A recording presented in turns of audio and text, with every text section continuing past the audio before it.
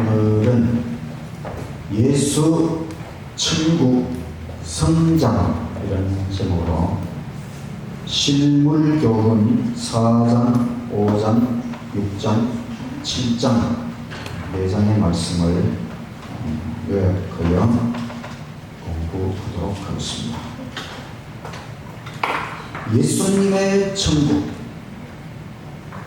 예수님이 이루시는 천국이 어떻게 성장할 것인가?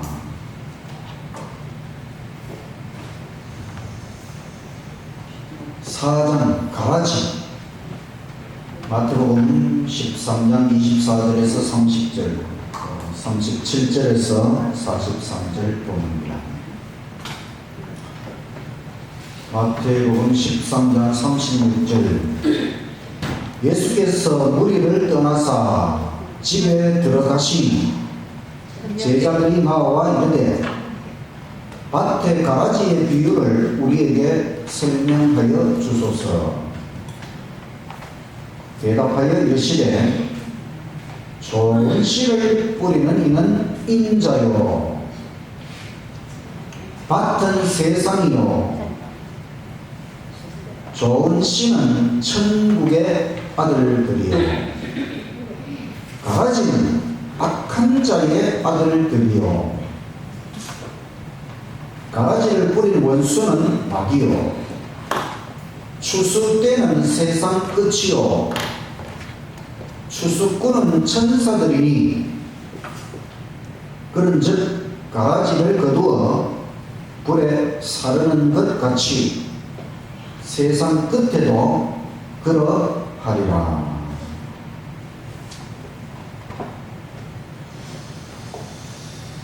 밭이 세상이라 그랬는데 사실은 세상에 있는 교회, 세상에 있는 교회가 하나님의 밭입니다. 우리가 자라고 익어가야 할 곳은 어디다? 교회네. 하나님께서 교회를 세우신 목적은 바로 우리가 이 교회 안에서 자라고 익어가도록. 그래서 우리는 무슨 일이 있어도 이 교회 안에서, 주께서 세우신 교회 안에서 견디고 자라고 익어가게 되기를 간절히 바랍니다. 네. 가라지는 오류, 또 거짓 원칙의 열매, 악인들을 말하는 것입니다. 가라지를 심은 원수는 사탄 마귀입니다. 옛날 사람들이 원수를 보복하는 방법으로 그 원수의 밭에다가 곡식하고 비슷한 잡초를, 씨를 뿌려놓은 거예요. 그러면 주인은 처음에는 그게 곡식인지 잡초인지 구분이 잘 안 되잖아요. 한참 자라고 보면 그게 잡초고, 그래서 그 잡초를 뽑아내는데 어려움이 많죠. 사탄은 예수에 대한 원한으로 교회 안에 악한 씨를 뿌린다. 이 교회는 예수님의 교회고 사탄은 예수님을 원수처럼 생각합니다.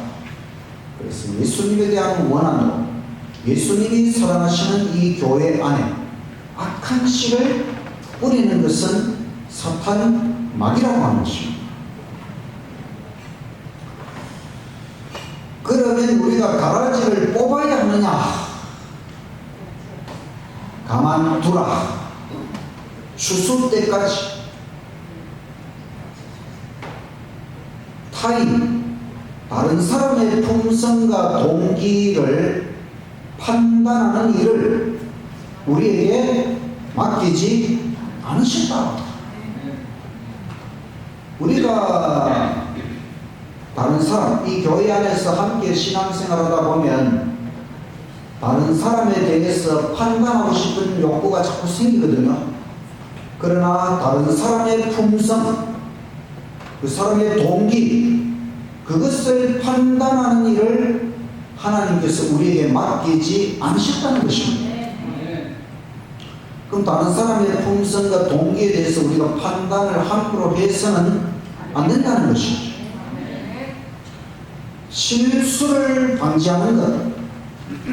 그래서 우리가 이 사람이 알곡인지 가라지인지 모르는데 당신은 가라지요. 이렇게 하면 실수하는 것이지. 그래서 가라지로 완전히 드러날 때까지 그냥 가만히 두라는 것입니다.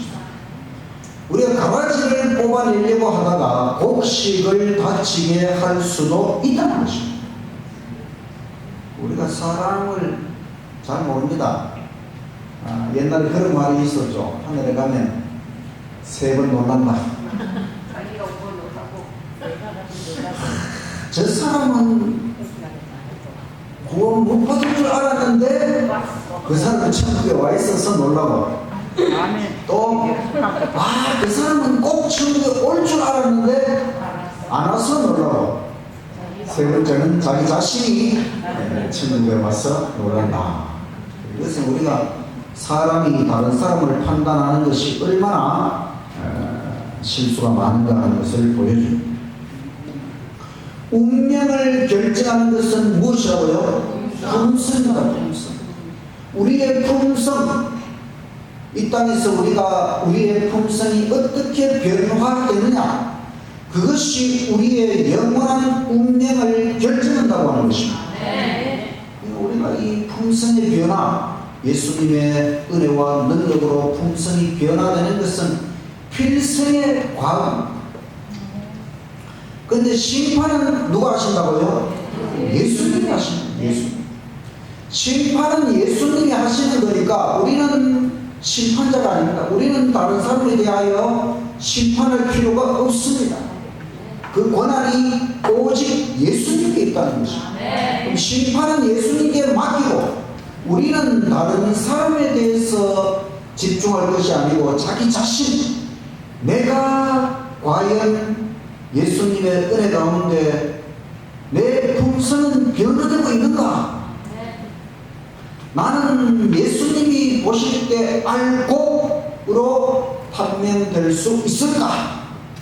항상 이것을 생각하고,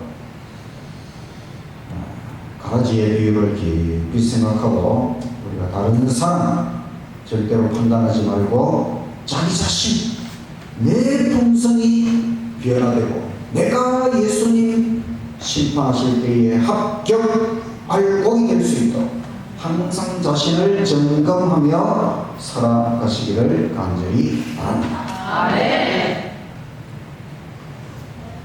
5장 겨자씨 하나를 마태복음 13장 31절 32절 봅니다. 또 비유를 들어 이르시되 천국은 마치 사람이 자기 밭에 갖다 심은 겨자씨 하나 같으니 이는 모든 씨보다 작은 것이로되 자란 후에는 풀보다 커서 나무가 되매 공중의 새들이 와서 그 가지에 깃들이느니라. 이 비유는 너희 믿음이 겨자씨 하나만큼만 있어도 하는 그 말씀하고 다릅니다. 이것은 겨자씨 하나의 비유입니다. 겨자씨 하나이 아주 정말 작은 씨지만은 그것이 자라나면 아주 나무처럼 거대한 그런 식물이라고 하는 것. 이 비유를 예수님이 하셨는데 이것은 천국은 마치 천국, 이게 천국 비유입니다. 천국 비유 중에 하나인데 이 말씀이 아주 의미심장한 뜻이 있어요. 바리새인들이 생각하기를 바리새인들은 항상 예수님에 대하여 비판적인 입장을 가지잖아요. 그 바리새인들이 예수님을 보면서 예수님이 자기 자신이 메시아라면 이런 메시아가 어떻게 새 왕국 건설이 가능할까? 메시아는 메시아의 왕국, 하나님의 왕국을 건설한다고 성경에 예언이 되어 있는데, 바리새인들이 봤을 때는 이런 메시아가, 이런 예수님이 도저히 어떤 하나님의 나라, 아주 강력한 왕국을 만드는 것이 불가능하게 보였다, 이것입니다. 예수님께서 바리새인들의 생각, 그들의 생각을 읽으시고 바로 이 겨자씨 하나의 비유를 말씀하셨다는 것입니다. 매우 작은 겨자씨, 그것이 발화할 때부터 성장할 때까지 오직 하나님의 능력으로 된다는 것입니다. 우리는 식물이 그냥 저절로 자라는 것처럼 보이지만 절대로 아닙니다. 모든 천연계 속에 생명체가 자라나는 것은 오직 하나님의 능력이라고 하는 것입니다. 그리스도의 왕국은 새 창조로 건설된다. 예수님의 왕국, 이제 예수님이 메시아로서 이루실 그 왕국, 천국은 새로운 창조, 하나님께서 태초에 천지 창조를 하신 것처럼 창조의 능력, 이것은 오직 하나님만이 할 수 있는 새 창조로 그리스도의 왕국이 건설된다고 하는 것입니다. 또 그리스도의 왕국은 이 세상 왕국과 정반대의 방법으로 건설된다. 이 세상 왕국이 건설되는 게 있잖아요. 그런데 바리새인들은 그런 식으로 예수님의 왕국도 이 세상 왕국이 무슨 크게 되는 것처럼 그렇게 생각을 했어요. 그러나 그렇지 않다. 오히려 이 세상 왕국과 정반대의 방법으로 건설된다. 씨 중에서 가장 작은 씨, 겨자씨. 근데 이것이 발화되면 큰 나무로 성장한다는 것입니다.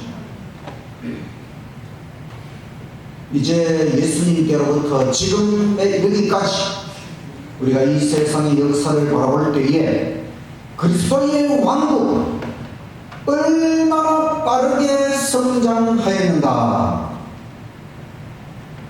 미약한 자들이 얼마나 놀라운 일을 성취하였는가. 침례 요한, 한 사람이 예수님께서 이 땅에 오셨을 때에 그 앞길을 닦는데 온 유대 나라를 아주 진동시키는 엄청난 개혁 사업이 침례 요한을 통해 이루어졌습니다. 예수님의 복음은 11명의 제자, 예수님이 하늘로 가시고 나서 11명의 핵심 제자, 이들을 통해 과연 세계 복음화가 이루어질 수 있을까 생각했지만 그 11명으로 시작된 복음 사업이 오늘날 얼마나 정말 세계 만방에 그리스도의 나라가 이루어져 가고 있는가. 사도 바울, 이 사람은 예수 믿는 사람들을 핍박하던 자였지만 예수님께서 그를 부르시고 사도로 보내셨을 때에 바울은 정말 그 당시에 온 세상에 돌아다니면서 예수님의 복음을 전했습니다. 우리가 사도행적을 앞으로 읽어보면 그것을 깨달을 수가 있어요. 루터는 중세 로마 가톨릭 교회가 세상을 장악하고 있던 그때에 종교 개혁자로 나타났어.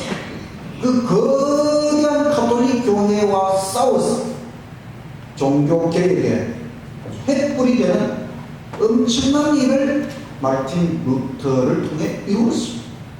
웨슬리, 감리교의 창시자, 이런 미약한 자들을 통해서 그리스도의 왕국이 얼마나 놀랍도록 성장해 왔는가. 마지막 복음서도 겨자씨 성장처럼 성취될 것이다.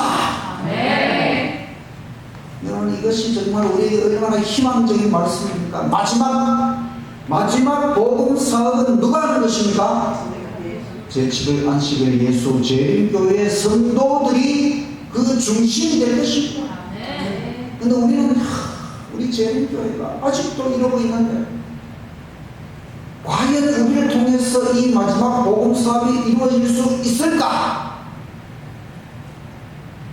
의심하지 마십시오. 겨자씨 성장처럼 성취될 것이다. 이 하나님의 말씀을 굳게 믿고 언젠가는 하나님께서 이 미약한 재림교회 재림성도들을 통해 마지막 복음 사업이 늦은 비 성령의 충만함으로 온전히 이루어진다는 것을 확실히 믿으시기를 간절히 바랍니다. 그러니까 이 겨자씨 비유가 바로 우리를 위한 희망적인 비유의 말씀이다. 이 비유는 예수님께서 바리새인들이 주님의 천국이 도저히 이루어지지 않을 것처럼 그렇게 의심하고 있을 때에 그들의 생각을 읽으시고 이 비유를 주셨어요. 또 한편으로 우리 마음속에 혹시라도 의심하는 마음, 그런 의혹이 있다면 예수님께서 오늘 또 우리에게 이 비유의 말씀을 주시고 겨자씨 하나처럼 미약하지만은 큰 나무가 되는 것처럼 주님의 천국 복음 사업이 이렇게 주의 능력으로 이루어진다는 것을 확실히 믿으시기를 간절히 바랍니다. 6장 씨 뿌리는 비유에서 배울 다른 교훈들을, 씨 뿌리는 비유, 씨를 뿌리는데 길가에 떨어지고 돌밭에 떨어지고 가시덤불에 좋은 땅에, 이 비유의 말씀을 우리가 지난 화요일 시간 말씀에서 배웠습니다. 그 씨 뿌리는 비유에서 배울 다른 교훈 몇 가지가 있는데, 지구를 창조하신 하나님께서 씨를 창조하셨다. 씨. 모든 생명체가 번식해 나가는 것은 씨를 통해서 그렇게 됩니다. 식물의 씨는 오묘한 것입니다. 씨 속에 그 식물 전체가 들어 있습니다. 사과를 먹으면 사과 속에 씨가 있잖아요.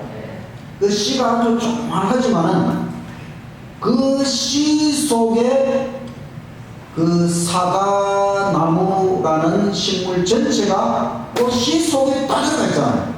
그 씨를 다시 키워내면 사과나무가 되고 그 사과나무에서 다시 사과를 맺습니다. 모든 식물이 그와 같은 씨를 통해서 다시 성장합니다. 사람 씨도 마찬가지지요.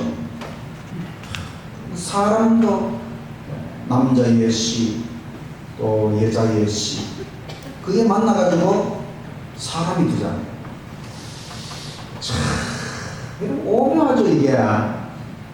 우리가 이 자식을 이렇게 낳아서 보면, 어떻게 이 자식이 아버지도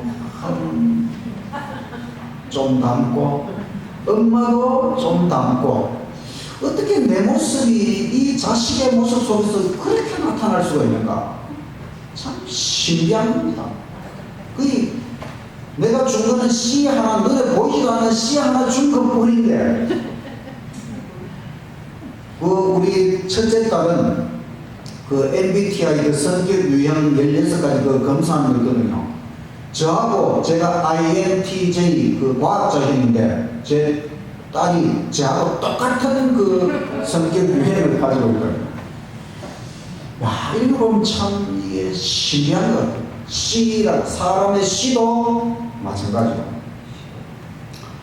식물의 성장은 식물은 하나님의 법칙을 순종한다. 모든 식물은 하나님의 법칙을 순종하면서 성장하고 있어요. 그런데 인간은 왜 하나님께 불순종하는가? 우리도 순종해야 됩니다. 우리가 이 대전투 총서를 읽다가 보면 계속 이런 사상이 반복되어 나타나요. 뭐냐면 식물은 천개의 법칙을 순종하며 모든 식물이 성장. 사람은 사람을 위한 법칙을 하나님께서 주셨어요. 그걸 뭐라 그럽니까?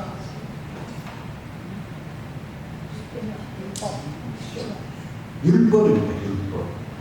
사람은 도덕적 존재이기 때문에 도덕적 존재를 위해서 도덕적 법칙, 그게 십계명 율법입니다.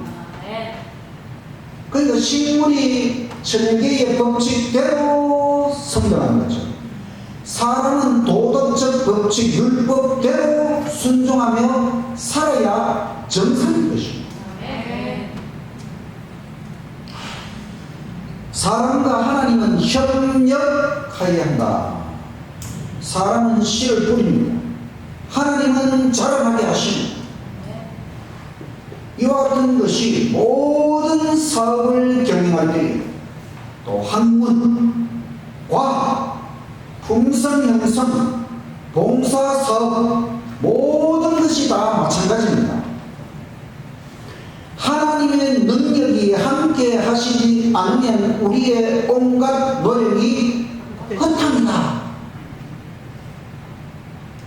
하나님과 인간은 항상 협력 관계. 그래서 우리는 모든 일을 할 때에 하나님과 함께, 우리는 모든 일에 하나님을 의지해야 한다. 이게 씨 뿌리는 비유였어요. 씨를 뿌려놓으면 하나님께서 다 자라게 하시는 거죠. 항상 사람과 하나님은 협력해야 합니다.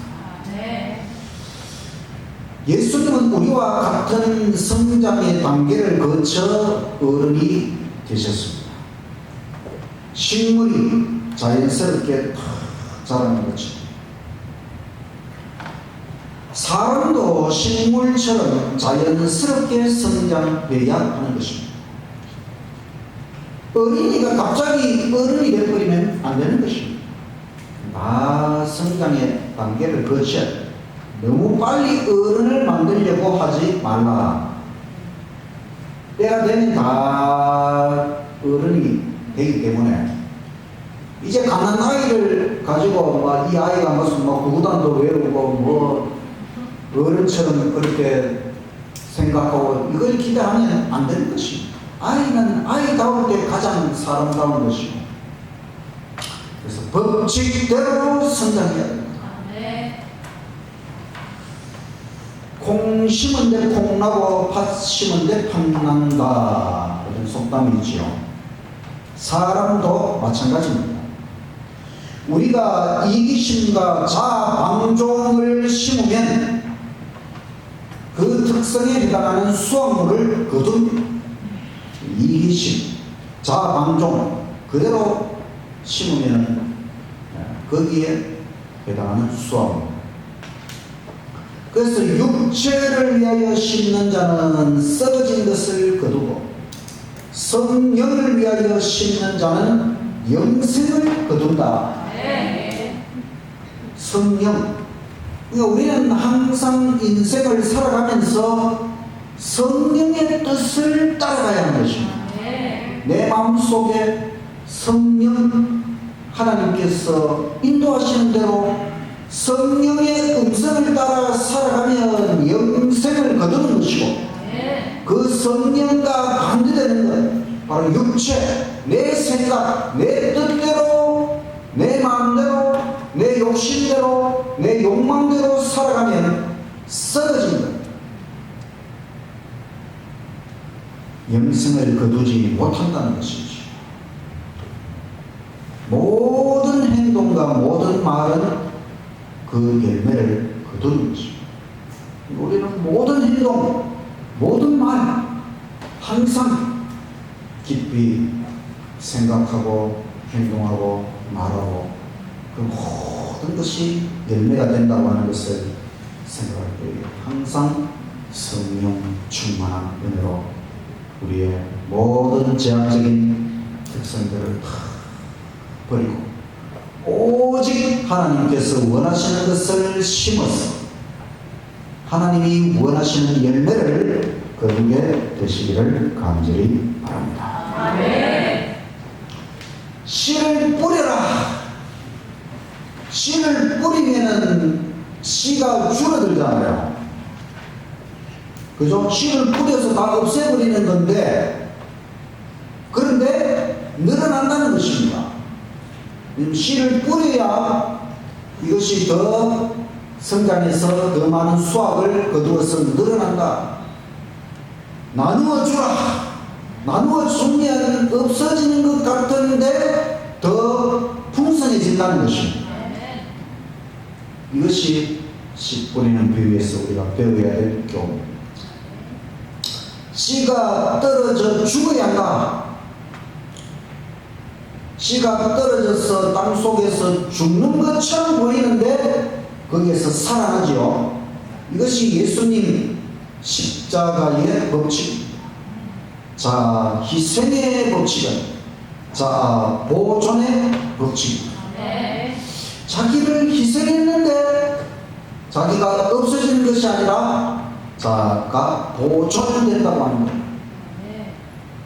씨는 죽어 부활하는 것처럼 죽음과 부활의 법칙. 부활을 경험하려면 뭘 먼저 경험해야 됩니까? 죽음을 경험해야 됩니다. 죽지도 않고 내가 어떻게 부활할 수 있겠습니까? 그래서 사도 바울은 예수님 안에서 죽음과 부활도 경험해 보고 싶은 것이라고 그랬어요. 예수님 안에서는 일단 부활을 경험해야 되니까 그 부활을 위해서는 죽음. 그래서 죽음과 부활의 경험, 이것이 그리스도 안에서는 해볼 만한 값진 경험이다. 세상적으로 보면 참 어떻게 죽음을 그렇게 생각할 수 있는 거예요. 그러나 이것도 법칙, 죽음과 부활의 법칙. 그러니까 사실 우리 그리스도인에게는 죽음, 첫째 사망은 아무것도 아닌 것입니다. 그것은 진짜 죽는 것이 아닙니다. 부활로 들어가도록 하기 위하여 하나님께서 죽음의 문을 통과하도록 하는 것입니다. 죽음에 대하여 겁낼 필요가 전혀 없는 것입니다. 죽음의 문을 통과해서 부활의 문으로 나오도록 하나님께서 이것을 죽음과 부활도 법칙으로 만들어 놓으셨습니다. 그래서 우리는 둘째 사망, 유황불에만 들어가지 않는다면 예수님 안에서 죽음과 부활은 경험해 볼 만한 것이다.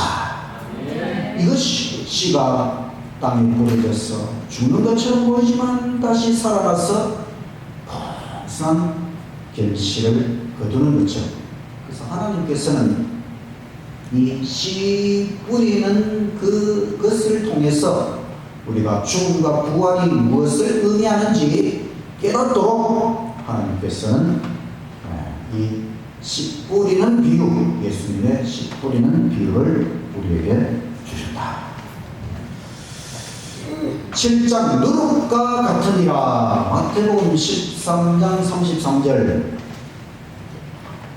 또 비유로 말씀하시되 천국은 마치 여자가 가루 성알 속에 갖다 넣어 전부 부풀게 한 누룩과 같으니라. 보통 성경에서 누룩은 좋은 겁니까? 나쁜 겁니까? 나쁜 거죠. 죄를 상징하는 것인데, 여기서는 천국 비유, 이 누룩 비유에서 누룩은 좋은 것입니다. 좋은 것. 각계각층의 사람들이 예수님께 모여들었습니다. 군중들이 스스로 자문하기를 하나님 나라가 이런 사람들로 구성되는 것일까?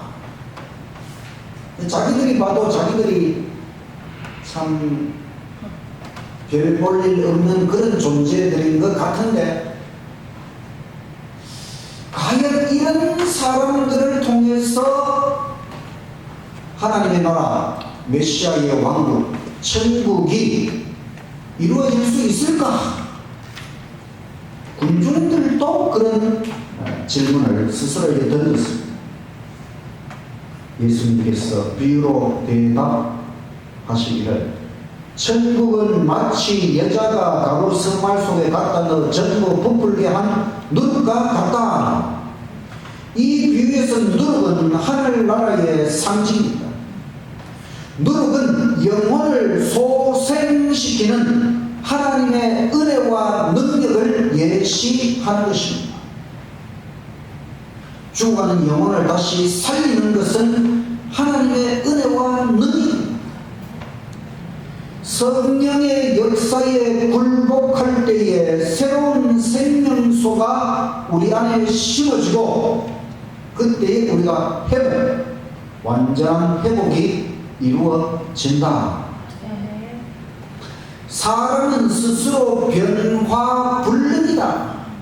스스로는 절대로 우리가 변화될 수가 없어요. 누룩이 들어와야 변화가 가능하다고 하는 것입니다. 하나님의 은혜를 받지 않으면 저희는 영광의 나라 입성 불가. 하나님의 은혜, 하나님의 능력, 성령의 역사 다 똑같은 말입니다. 이게 바로 누룩.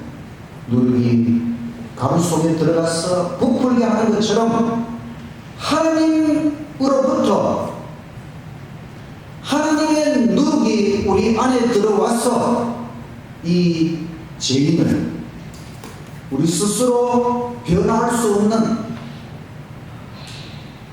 이 밀가루 같은 죄인을 하나님께서 변화시켜 주신다는 것입니다. 네. 세상에 아무리 좋은 교육도 죄인을 하늘 자녀로 만들지 못합니다.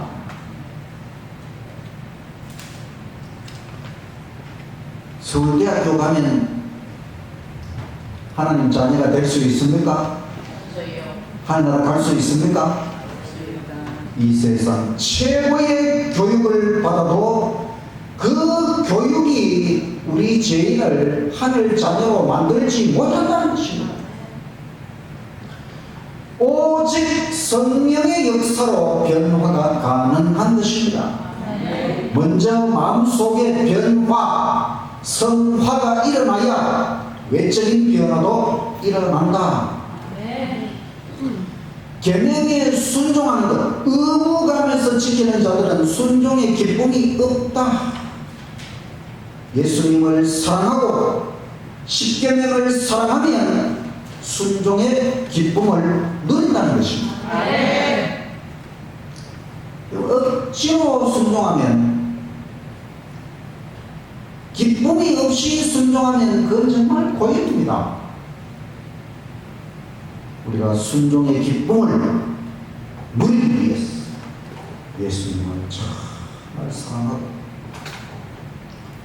하나님께서 주신 십계명이 얼마나 우리를 위한 사랑의 법인지 생각하면서 십계명을 사랑하고, 그래서 우리가 이 십계명을 순종하는 그 기쁨이 우리 가운데 충만하기를 간절히 바랍니다.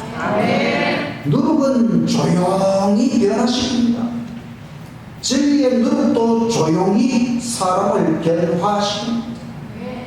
타고난 본성이 부드러워진다. 그럼 사람 본성이 변화될 수 있습니까? 없습니다.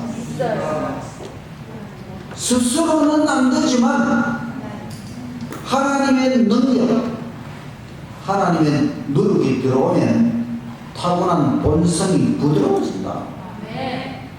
예수님의 생애가 새로운 표준이 되는 것입니다. 우리 마음속 예수님처럼 나도 살아야 되겠다, 이런 표준이 우리에게 생겨야 만나는 것입니다. 그러니까 하나님의 누룩이 우리 안에 들어와야 가능한 일이다. 성경, 하나님 말씀 성경은 누룩처럼 품성을 변화시키는 위대한 힘을 가졌다. 성경도 누룩의 역할을 한다는 것입니다. 성경과 함께 성령의 역사가 시작되는 것입니다. 신령의 거듭남이 시작되는 것입니다. 예수님의 사랑이 마음에 들어오면 그 사랑이 모든 동기를 정복한다는 것입니다. 하나님의 은혜를 받은 자들은 영혼들에 대한 사랑으로 충만하죠. 그 영혼들이 바로 그리스도의 피로 산 소유물이기 때문에 사랑하는 것입니다. 진리의 누룩은 사람 전체를 변화시킵니다. 이런 사람들로 하나님의 나라가 구성된다는 것입니다. 똑같은 사람들, 사람 다 거의 비슷비슷합니다. 온갖 종류의 사람들이 예수님 앞에 모여왔는데 이런 사람들로 천국 이루어질 수 있을까 생각하지만 하나님의 누룩, 진리의 누룩이 그 사람을 변화시키고 그런 변화된 사람들로 하나님의 나라 천국을 이룰 것이다. 이것이 누룩의 비유.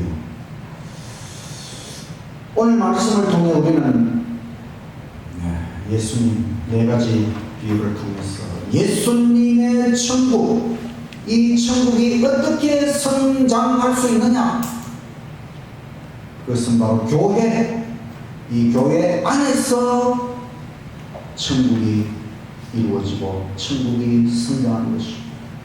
이 교회를 구성하는 성도들이 품성의 변화가 바로 우리 안에 천국이 이루어지는 것입니다.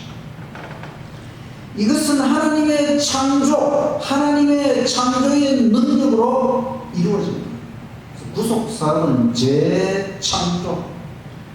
이것은 또한 하나님께서 마련하신 법칙, 그 법칙대로 천국도 성장하는 것입니다. 예수님의 은혜로서 천국이 성장하는 것입니다. 성령의 능력, 천국이 성장하는 것입니다. 우리가 그 성령의 능력으로 순종하도록, 그리고 성경, 하나님의 말씀도 천국을 성장시키고, 사랑, 궁극적으로 사랑이 모든 것을 이룰 것이다. 아멘. 이 모든 예수님의 비유의 말씀이 지난 2000년 세계 역사, 교회 역사 가운데 다 이루어졌습니다. 이 모든 것이 이루어졌고, 또 마지막 이제 이루어지는 이와 같은 것을 우리가 바라볼 때에 예수님 말씀하신 이 비유가 이렇게 의미심장한 것이구나. 우리는 예수님의 천국이 어떻게 완성될 것인지 걱정할 필요가 없습니다. 예수님은 다 이루어진다는 것을 비유를 통해 우리에게 예언하셨습니다. 우리는 믿고 예수님 말씀하신 모든 것이 우리의 생애 속에서 우리의 교회 안에서 이루어질 수 있도록 오직 믿음으로 전진하는 저와 여러분이 되시기를 간절히 바라면서 말씀을 마치겠습니다. 아멘.